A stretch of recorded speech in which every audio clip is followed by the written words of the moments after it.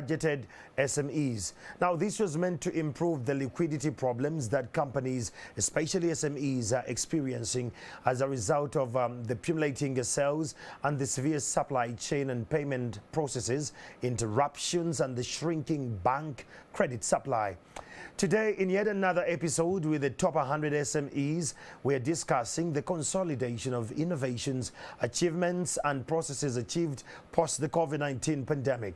And to bring this conversation home, with me in studios, I have Mr. Charles Ochichi, the ED Enterprise Uganda. We have Dr. Paul Chalimpa, the Deputy Director General of the Uganda Investment Authority. We have Mr. Robert Wanok, Head of Personal and Business Banking at the DFCU Bank.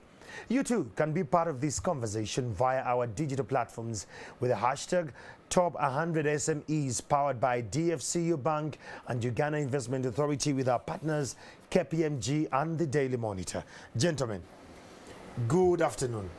Good afternoon. Today we are celebrating a very good day because the conversation we're tackling, I got excited when I saw words like innovation, consolidating. Those are very critical when it gets to this. I'll start with you, Mr. Chichi. Yeah. The economy has finally opened up. The SMEs are all up and running. There is a sigh of relief and opportunity to reestablish their potential as it was in the previous markets. What do you think SMEs have to do carefully while they're trending in the new normal? Yeah, very interesting question, and I want to pick it from the way a business person operates. Of course. There is always a business mindset for a particular scenario when a business person is in a marketplace. The COVID has had a lull on businesses, not for 1 month, not for 6 months. For 2 years. 2 years. What does that mean? It means for 2 years, you behaved, you thought in a certain way. And that shaped a very fundamental aspect about a business person. The adaptation. That is the behavior, the habits, the kind of character and profile you need to now wear post-COVID. Unfortunately, when you are in a dark spot for 24 months, and it's a crisis dark spot, what happens to the mindset? Number one, you focus on surviving today. Yeah.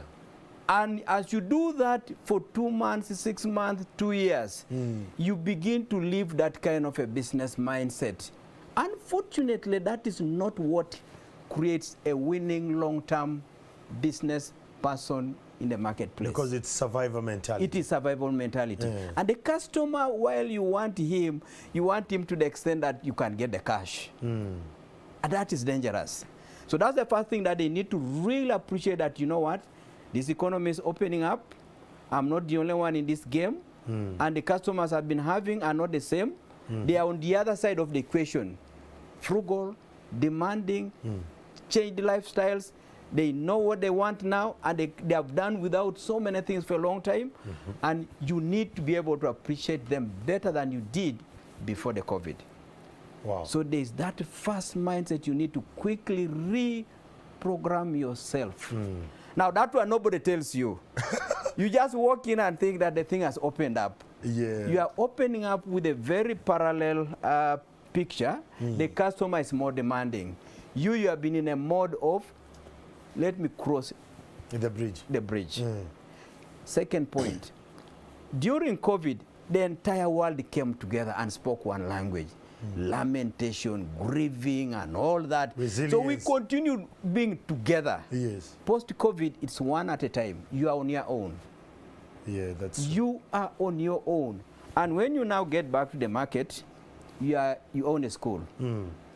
That is an example. School. that is school. You used to have teachers. Yes. Nobody will come and assist you and say, by the way, your teachers are now owning businesses. You need now to get away of transitioning him from being an operator of a crop selling business at the same time trying to teach. You don't know how to get this fellow come back. And the fellow also is saying, I never got your salary for 24 months. I survived. I managed to make my way through the marketplace. I can survive. I can have a discussion with you of a solid nature. Are you willing to go through that?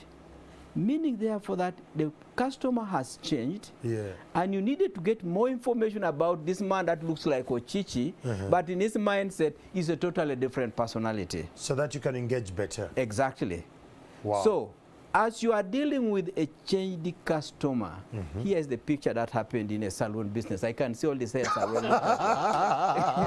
Here's the business. During COVID, we got into mobile salons. COVID is gone. People are still saying, please, John, can you come home and cut my hair? Yes. Now, John used to be an employee of a particular salon B. Now, that fellow stand up in body, but the customer is not turning up in the venue. But he wants the services by taking John to his premises. To the location, yes. How do you cope with that? How do you cope with that? We are going through some of the things we've never gone through before. But now if you leave the customer arena alone, there is another arena which is a very tricky one for transitioning from COVID to now post-COVID. Post-COVID, competition. The person you used to have as your customer, as he was stranded, began doing those things where he was an employee. Now he's doing them as an entrepreneur. And has become your competitor. Literally competitor. So your staff has gone to the game on the other side of the equation. Your supplier, who used to supply you, has also said, I know I was supplying you so that you may add value, but why can't I now start adding value myself? The scenario has changed. Another angle to that is now the international perspective. Different economies, different governments have responded differently with their kind of support. Others are saying, you know, we're good in this and we're going to remove taxes or reduce taxes. We are going to ensure that we give you cheaper capital. And they come with that to your territory in Uganda. Now you, who is thinking that the economy has opened, and you are still familiar with the competition you used to see before, you're not seeing the bigger you are picture. Not fitting that scenario. I hear you. So people need to lift themselves and get to the power of getting more powerful current information about the territory. And even how to start handling your former customers. I mean customers as well as employees. Yes, retaining. All those are issues that nobody is preparing the business community for. As they're opening the economy. As we're opening the economy. Wow, that is Charles Ochichi. He's from Enterprise Uganda.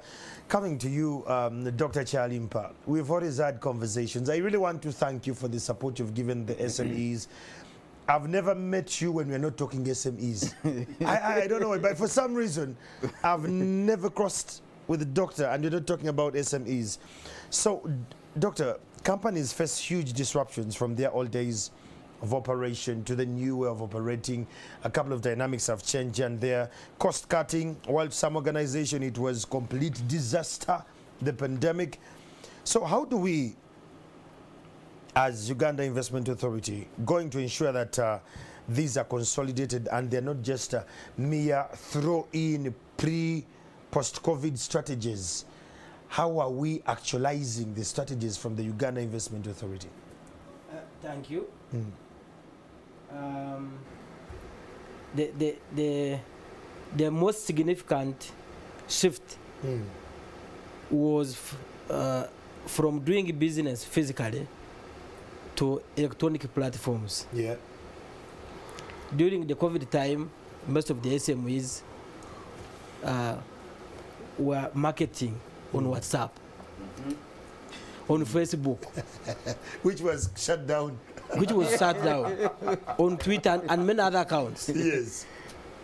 Now, today, I can see the same people who are marketing at that time still marketing. Still on the same platforms? Yes, on the same platforms. So they pick the behavior. So, meaning that the physical interaction may happen, but it has now, there's another platform which coexists with the physical to the with the electronic platform. Yes. When you go to institutions, like DFCU, I used to use my ATM. I no longer use the ATM. Because they have an Actually, app. now I need to look for it where it is. And remember the number. Yes, The app is up. Yes, because I'm using the app. Yeah. Yeah, it's more convenient. Yes. I can even be able to do wireless when I'm at the ATM. Yeah. I withdraw the money. To make a payment to another bank using the same app. Transfer. Even I can use the same money I pick from my businesses every day, the one they send to me, from mobile money. I move it from my mobile money, I put it in my DFCU account. And I move the same money from the other side, from the bank to the wallet. To the wallet. Yes.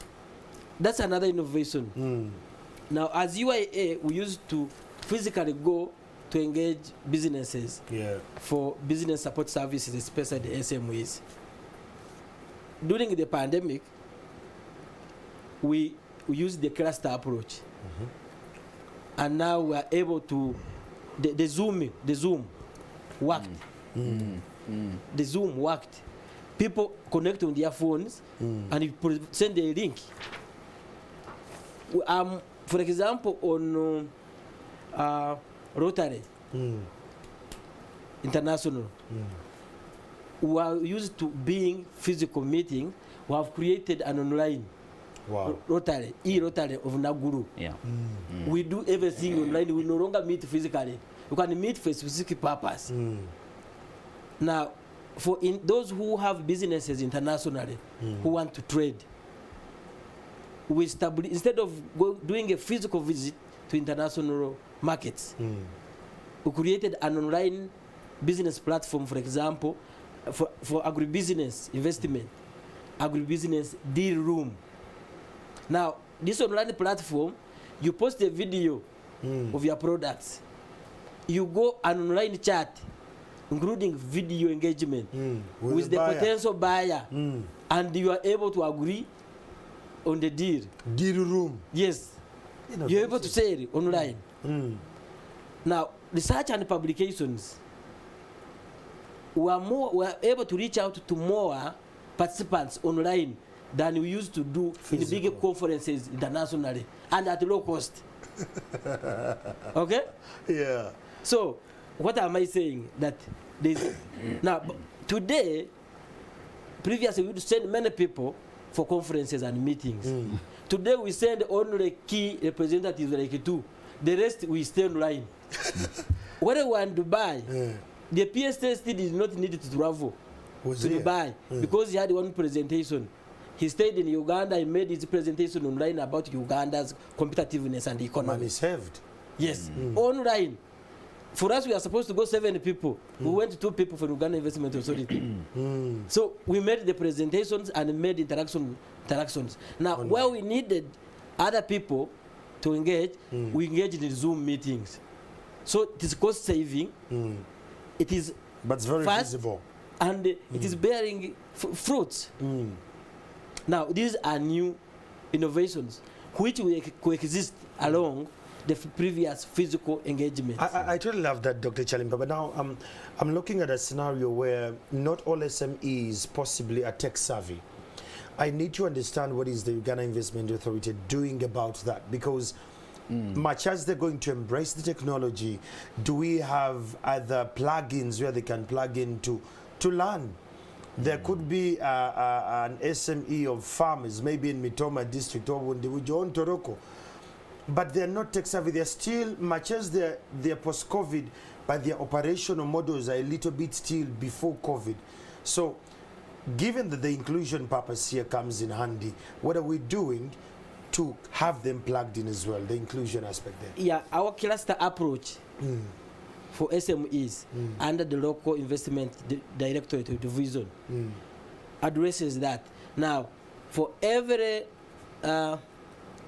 sub-region, we have contact people who are leaders of clusters. If you are doing in serious, you have an association, and different associations form a cluster for the serious, like in northern Uganda and Lira.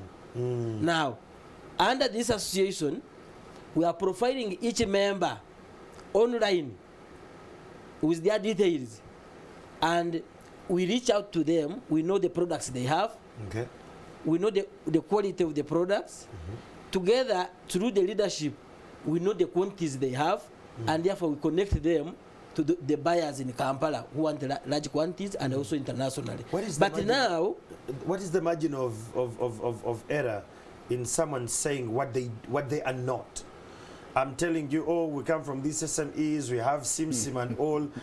How do you prove that I'm actually in this business? This is what I was trying to show you, that under the platform, current online platform, there is a cluster leader who is on ground. On the ground, and they work with the district commerce officers, as well as the municipality, or what you call the town council. So you are doing your own parish model before you yes. Now, in each district, there is a district investment committee. Okay.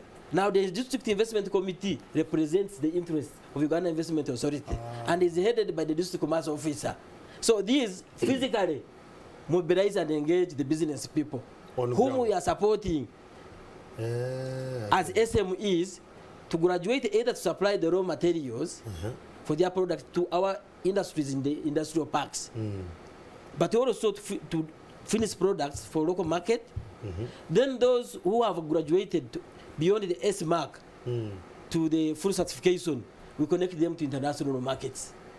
Oh, no. So that's how the system is operating. The local government has a structure for a local investment committee headed by the district commercial officer. If it is a city or division or something, the head of commercial is the chairperson who represents Uganda Investment Authority, who provides us the information and verifies everything. Besides this, you do a video, and our team record, and then you show us the processes and everything you are doing, and the quantities that are there. But also our team will come and verify. We go and verify. Wow. So wherever you're watching from this conversation, today we're discussing SMEs, how we are consolidating the innovations and the resilience, but not only that, how do we move forward? If you're one of those SMEs and you're in the countryside, go to your district. The deputy director has told you that there are these gentlemen and ladies at the district level who are making sure that the interest of the investment authority are well amplified. Coming to the creditor here, Mr. Wanok, banks are among the few sectors that have not closed, even when the pandemic was hitting us so much. Where we are today, Wanok, I won't lie to you, the inflation is hitting us so much. I feel for the SMEs, those who got loans before the opening of the economy. It is hitting them so much. But from your context, can you shed some light for us on how COVID and the lockdowns have affected operations one of the banks, and what is the future like now that the economy is open? Thank you, Andrew, and good to be back on the show again and run our new series on the SME Top 100.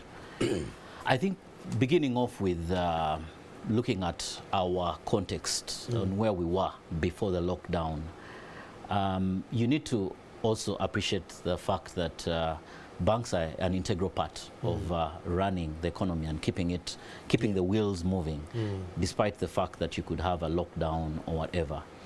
The questions that come through around the price of credit, the cost of credit, and the behavior of our clients are really something that naturally we knew was actually going to come in and hit us, especially when the pandemic came through.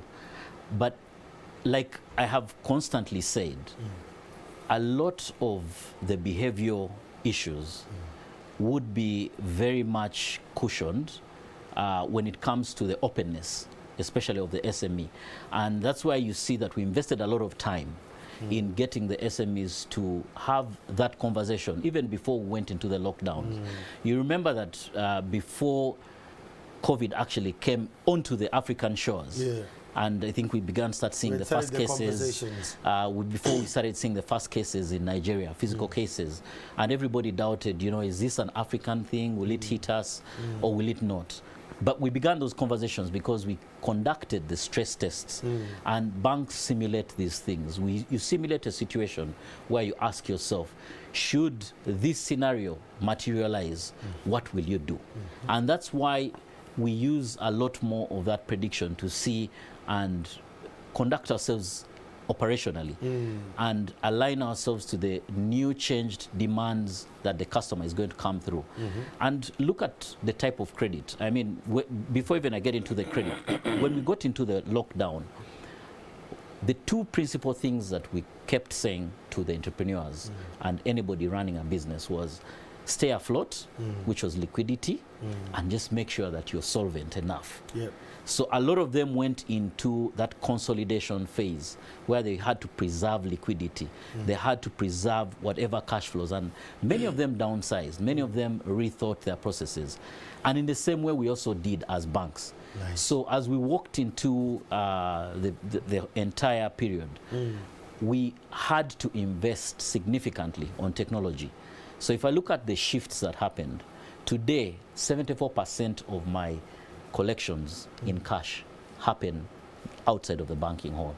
74% have moved out of the banking hall. And I have not laid off anybody. We've not, as a bank, we've not laid off anybody. We've not made any branch closures. We've not reacted in a trigger way.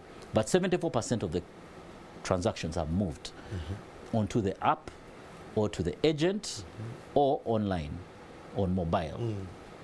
The other thing that I wanted you to look at is the innovations that we made around mobile lending. Because we predicted that what kind of facilities would a typical SME need as you get into a phase like this.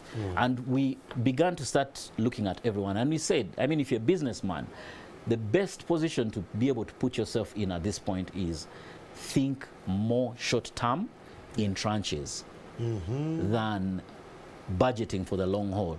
So as you thought long-term, the bank equally came out and we did, the last time I was here, I told you we were piloting on our mobile lending app, and it's now live. And I can tell you that within the period of Jan and Feb, actually from December, January and Feb, including the time when many people were actually going back to school, the spikes that we saw in the short-term credit, in the small credits, to enable this entrepreneur be able to at least oil and open business the day the economy opened up, it is actually faster growing than your traditional old credit. So we took on that approach. The other area that we noticed is that the behavior of the customer had shifted into, like Dr. Chalimpa has highlighted, e-channels and e-credit, and e-transactions were growing exponentially. And customer demand naturally moved up on saying, you know, the thresholds that you're doing are too small. But we said, as we open up to enable for, you know, online transactions using your card or purchasing commodities from wherever, because now you no longer need to fly to China. You're not going to the US physically, but you're shipping those things in. So limits had to be increased. But we also invested in making sure that the platforms are secure. So we partnered with people like Visa, and we went live on our Verified by Visa to ensure that today you can go and do your transactions without the worry of the security on the back end. And then, of course, the exponential shift in the way we were meeting our customers. And Andrew, you know about our investment clubs and the pooling of capital. For those of you who are not members in the investment club, every Friday, DFCU Bank, we have an investment club meeting every Friday. And these clubs are composite of individuals, of associations, of SMEs, and they have played a really significant part in restarting the economy. Now, every Friday we conduct a masterclass. That masterclass used to be a face-to-face on the 7th floor in DFCU before the lockdown. Today, when we conducted, at the beginning of the year, when we conducted the survey to find out from our customers, how best would you want us to continue this? And the bulk of them said, you know, online. We would want to continue the online. So we continue having every single Friday masterclass, and there's one tomorrow, and there will be another one the next week. Those will not go away. Then if you look at the other critical partnerships that we have gotten ourselves into, We've gotten into partnerships for payments. We've just launched the World Remit to enable ease of remittance of funds for diaspora customers and anybody else that wants to send money into the country. We've opened up on Flutterwave, where we are doing a lot more partnerships now with bulk merchants that want to enable purchase of commodities, or they want to make distribution a bit more agile than the way it was traditionally. And all these partnerships are meant to enable us actually open up. Speaking about Makerere University on the academic side, when the university went into the lockdown, we identified the opportunity to work with the Institute of Technology, and we took on part of their students, and they are part of our integral developer team within the bank. And we got into a partnership agreement. We have an MOU with them where we incubate quite significantly. And they have enabled us actually roll out a lot of these technologies that you see. Now, a lot of these students now have had to go back to school, but they are also realizing that, you know, I can still be in school but be a developer in DFCU. And that has actually been a running trend. So I think there's a lot that has come in there, just not only looking at the credit side, but also looking at the nature of the other developments that are coming through to enable you hold cash and bring cash back into the market. Well, the conversation is still going. The hashtag is Top100SMEs. Those online using the hashtag, I see you, and I'll read your feedback as and when it actually comes through. But we're making sure that this conversation actually adds value to you, that you can get to understand. Time Bomb, there is someone called Time Bomb on Twitter. I've seen your tweet, and I will respond to it as and when the time allows us. Ochichi, you wanted to supplement on that? Yes, some comment. You mentioned the issue of inflation. That's just one of those factors that will influence the cost of credit. Oh, yeah. Or it can affect your ability to repay. But it could be also that you are exporting poultry to Kenya. Midstream, elections are putting the politicians the other side under pressure, and they are saying no more chicken crossing the line. But you borrowed. Or you are a cattle keeper in Mbarara. Foot and mouth disease has struck. You can't no move milk, past districts. no cow should cross, but you got a loan.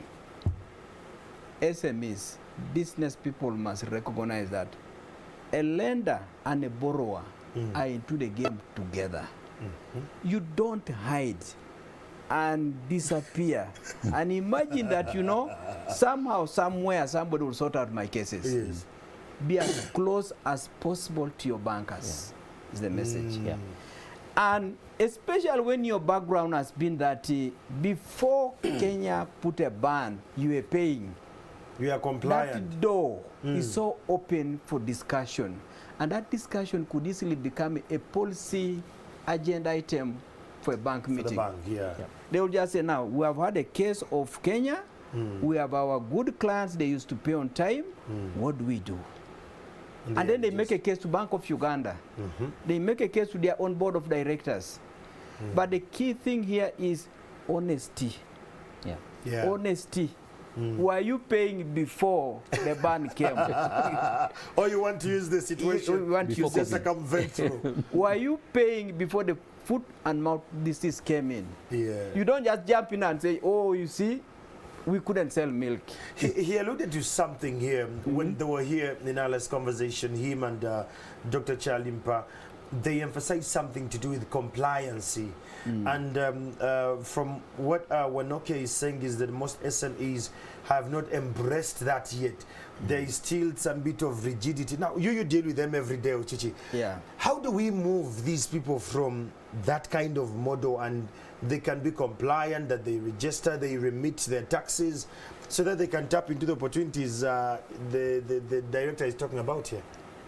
First of all, there are two things that any business person must recognize. Any party you deal with and has ability to enforce their rights legally and firmly and complete the battle, please do not joke around with that party.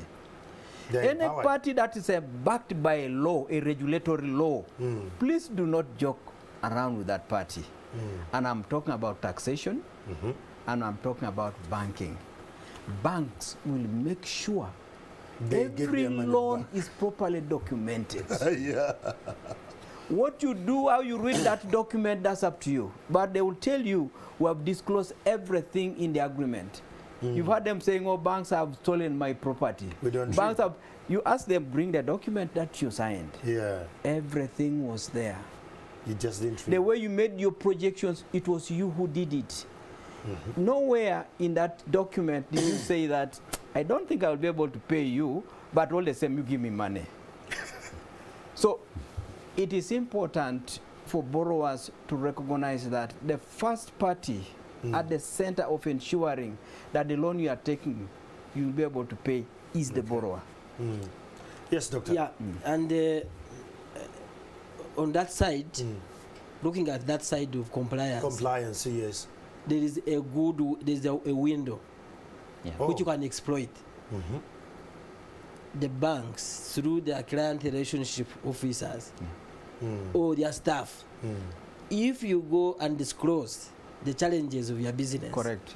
you together develop a plan where You they even suspend payment for some time. And then when later you pay, you have built trust that actually even when sometime you are in bad business or the business gets bad, when it's good times, it's rainy season, you're able to comply.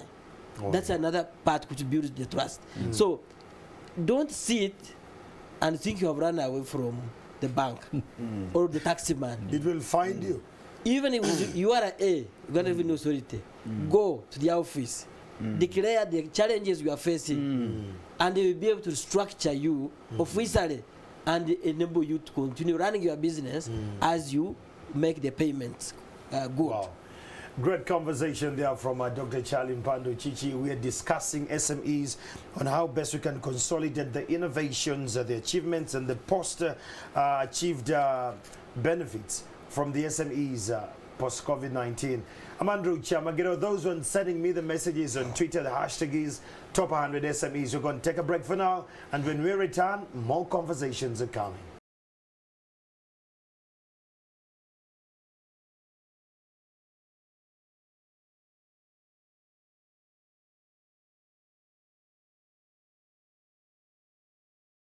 Who happens to be the Deputy Director General from the Uganda Investment Authority, and Robert Wanok from DFCU Bank, who deals with personal and business accounting. Now, Ochichi, before we wrap this up, this conversation, time is not on my side. When I go on Google and I just put in Enterprise Uganda, it will show me that it's a public-private partnership kind of institution that deals with production, creating jobs and all that. Me, I could maybe make sense of it. But a Ugandan who is on that side, what does Enterprise Uganda do in relation to the conversation we're having today? Very good. Enterprise Uganda has been on the market now for 21 years. Wow. During that period, we've exercised and implemented our mission of creating dynamic, locally owned businesses through using a range of comprehensive business support services that give entrepreneurship, that give skills on human resource management.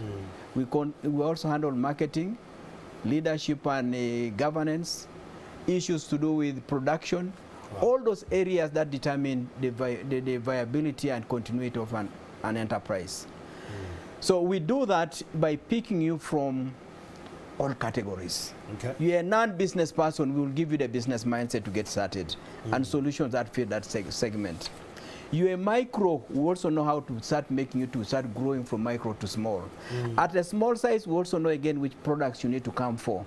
At medium size, we also have what you need to take on. In other words, we are an entity that will handhold you from whatever level of business engagement that you are taking off from, to the level when you can dominate the sector in the country and even become international exporter. Yeah. Well done. That is Enterprise Uganda.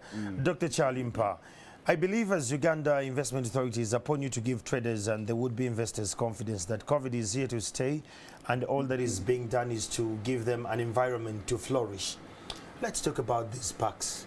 The other day, I went and visited the Kapeka Industrial Park.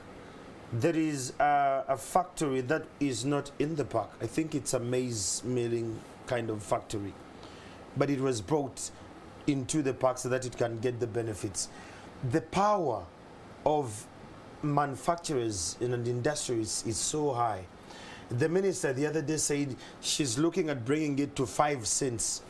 Are we there yet? If we are there yet, how are these SMEs going to tap in those opportunities, Doctor? Yeah, thank you. From the background of power generation, we have excess power. And actually we are managing on the transmission process is where there is high cost. And that's what the president is saying. He wants direct power to the parks. To the parks. Nice. Now, that will reduce the cost of making sure that we have to manage the power, which is in excess, which is not being utilized. Now, we are developing that capacity to be able to be efficient in transmission. But when it comes to how the SMEs would benefit from the low power tariffs. The ones who are not in the parks. Yes, which are not in the parks. One is that why we are profiling the SMEs today is that we want to know what are those SMEs that can supply raw materials to the factories in the industrial parks. And with that, we should be able to give, to guide in the form of our Investment Act code, bylaws, or regulation, where the industries will have to utilize the local raw materials available before they import. Now, to do that, we have to have an inventory of the quantity and the raw materials available for the local factories. Wow. Now, that's what we have engaged in now, starting with what we call the SME profiling. And also we are doing the same profiling with the factories in the industrial parks. We want to know what are they importing, what are they buying, what are the raw materials. Now, after knowing that, we are going to create a system where these people who are able, the SMEs, will be supported to be able to supply the raw materials to all these factories. And the excess that cannot be manufactured or produced within Uganda is what we can only import. Now, leaving that aside, other factories like roofings, if you look at the welding that happens in Uganda. Dr. Chalimpa, are we going to bring roofings in SMEs? No. I want to show you the relationship between roofing and other SMEs. Yes. If I'm a small welder, I'm an SME. Nice. Now, if roofing is given concession in terms of low-cost power, yes, it will reduce the cost of the materials it's giving it to you. Yes. And therefore, you become more competitive on the market. Nice. So, this is what we call the forward and backward integration. So, now given that the products, our local traders here, you see them carrying products like plastics for you have Uganda plastic. Yes. You have nice plastics. Yes. These products are traded by the SMEs, including hawkers. Within the country? Yes, but if the cost of power is low, it means the cost of production is low. It means this person gets more profits. So it's a synergy. It is less possible. It is most likely not possible that the cost of a cap or that raw material will go down. It will be maintained, except the other, it is this retailer or wholesaler or distributor who will get a profit margin because of low cost of production and therefore being able to buy at a lower price.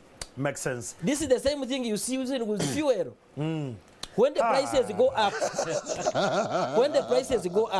okay, it is most likely that we will not come back so low. Doctor, before we leave that conversation of the fuel, there is a conversation that has been going on from the Minister of Energy about renewable energy. Do you believe in the notion that we can now replace the old models of equipment to renewable energy kind of equipment to save on the power, which you're saying we have in abundance? It is, but we need high cost of investment. And we have to do it in phases to allow that to happen as we reduce on the other conventional approach and the machinery and the equipment. And that there are many forms of renewable energy, including your solar. Of course. Yes, system, including the biogas. So we are saying that there are multiple sources, but what the Ministry of Energy is doing is assessing the capacity to generate that power. For example, currently there are studies going on for biogas in all cities. For Kampala, for Kitezi, the feasibility study is done, and they are already engaging an investor to use all the waste in Kampala, generate biogas, and the biogas converting it into power, biogas to power. And that cost power is low cost, and we run many areas here. In our Kololo airstrip here, you can call it when you ground. Say ours, people might think we... Yes, that's Uganda. Yes. Uganda. Yes. There is a solar power project they are running. Okay. And it is the one running the facility for NIRA. Wow. And they have excess power, which they want to evacuate send to the other parts within Kampala. So renewable energy, like for example solar, has proved that actually it is working at its efficient. Okay. Yes. Wanok, when we look at all this that we are saying, going forward, what do you see in the future? How are we going to sustain? Now, my key element here is the ones who have picked up and they have been compliant and they have been resilient. How are they going to sustain when it gets to credit and having good books of accounts? Thank you. Andrew, I think just looking forward again, like you said, we need to learn to live with COVID. It's no longer a pandemic. And many other things will come out. Now, Putin has invaded. and you can see that we already have, naturally, whenever there's a geopolitical issue globally, there is normally a shift. And you need to watch three currencies, which are normally treated as safe havens. One is the US dollar, the second one is the Swiss franc, and the third one is the Japanese yen. So you need to watch those. And then on the commodities side, you need to look at gold. Normally, you'll see a spike into that. So we've been doing well, for example, on the currency side, and you can see that the Uganda shilling had really gained strength. But naturally now, with what's happening, if you look at the strength of the currency in just the period between the invasion 7 and now, days, it's lost. I mean, the dollar has gained by about 50 shillings to the shilling. So the shilling, which was 3,510, today is about 3,560, 3,565. So in a very short period of time. So what does that mean? The implications to an importer or an exporter, as everybody else is now beginning to run and hold dollar, it means that there's something else that is coming. And these are going to be in form of your cost of inputs. That war alone has two key fundamental things. One, we're already having, Dr. Chalimpa has spoken about it, the price of fuel going up. And that normally drives up inflation. Two, this is one of the largest producers of wheat. Wheat is literally a staple in Uganda. Suffering. You're going to see the cost of Rolex go up. It is already there is normally a lag. But once stocks deplete, then it's going to be a whole new thing. But I want to say that from a macro economic point of view, if you look at our inflation, it is not yet as bad as it is. It is not. We actually still have a very low inflation rate if you compare it comparatively to our peers. I don't want to compare it to the US or wherever, but if you also look at our growth and the rebound that is projected on the economy, this economy is projected to rebound and grow. So for anybody that really wants to benefit out of it at an SME level, the bank, for example, if you look at the Small Business Recovery Fund that we are now conducting alongside with Bank of Uganda, we've just been in a meeting with the BOU this morning, and we were just looking at the decline rate on the number of applications that are coming through. The interest is there from the SMEs, but I think the conditions that we put through, one, you have to have been in business for at least 3 years or more. Two, you need to demonstrate that your business was impacted by COVID. And like I was here last time and said, we stress tested and saw businesses that were impacted by COVID, and there are those that were not impacted by COVID. But the other area is that you should be able to demonstrate that your turnover And this is demonstrative that you have to be in the bank. The books have to be showing that you're earning between 10 and 100 million shillings in credit turnover per annum. Is when you qualify. So we've seen that we've gotten a lot of applications, but the approval levels are so low. And we are actually going back and asking Bank of Uganda that we work together and we try and reduce on that requirement. But still the primary qualification there is that you have to demonstrate that your books of accounts are in order. And once you put that in the hands of the bank, we will be able to offer you credit under this. And this is at the lowest that you'll ever get credit at. You will not get credit this low. Well, the conversation goes on and on. It's the top 100 SMEs. The conversation, we can't have enough time. Ochichi, in a minute, your last word, and we'll go to Doctor and to Wanok. Your last word to the SMEs. 1 minute, Doctor. I'll just conclude pick up from what Robert talked about, how to be credit worthy. Yes. And the issue of accounts. The moment a business person believes that those accounts are for a banker, those accounts are for URA, you've lost it. Those accounts are supposed to be first and foremost for your own good. To determine where are your profits coming from. Are you moving or you're stuck? Where are you making losses? Where can you put more resources and more attention in terms of your different products? Until we begin to appreciate that, you will always feel that the bank is on the other side, proudly just waiting and saying, please fulfill those. Then you mechanically go and tell somebody, give them the 3-year audited accounts. Give them, then you tick off those things, and you yourself, you are not informed. You're not involved. Inclusion is key. So my appeal is simply that let business people appreciate that record keeping is first and foremost for their own good. 2, they must analyze them daily and use them for decision making. Don't just keep records for what purpose. They become useless. Understand position. Correct. Doctor. We just signed the final investment decision. Oil and gas. I loved that. And by this, all infrastructure, all procurement, all services for oil and gas industry have opened up. And today, contracts worth 5.4 million US dollars have been presented for approval, and the funds are going to be released to Uganda.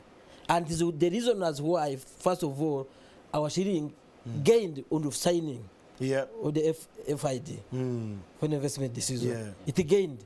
And that's why it is not going to go down easily, because around 15 million US dollars is coming in the next 2-3 years. Those are 60,000 jobs. Now, what are the opportunities? If you're in transport, logistics, if you're a professional in environmental impact assessment, if you're a service provider for hotels, if you're security services, etc. Suppliers. Link up with us at Uganda Investment Authority. Link up with the Petroleum Authority. You register online. But if you have not formalized, come and we help you to formalize to get into business. That's a key sector that is open. Now, generally Uganda, by the nature of our economy that is open, you will have minimal impact in terms of business activity. That's why even during COVID time, we had businesses running. So don't expect that the economy is going to go down. Actually, Uganda is an open market where if you take up the challenge, you make the money. You make the money. But to do that successfully, you need to expand the business, and to expand, you need credit. And to do that, you need to have proper records, documentation, compliance, audits, and then today you may not need the money, tomorrow you need the money, and you find you don't have it and you cannot grow. The opportunity is now. There you go. Your last word? Yeah, my last word is really around the Small Business Recovery Fund and continuing to urge our customers to come in and and take part of it. You're looking for cheaper credit. This is really subsidized, because all we're saying is that we've not lent at these rates before, but because it's a joint government, it's a PPP, and we want for them to come in and benefit. If you're a school owner, for example, schools have opened. Bank of Uganda has given us leeway to continue to restructure this book.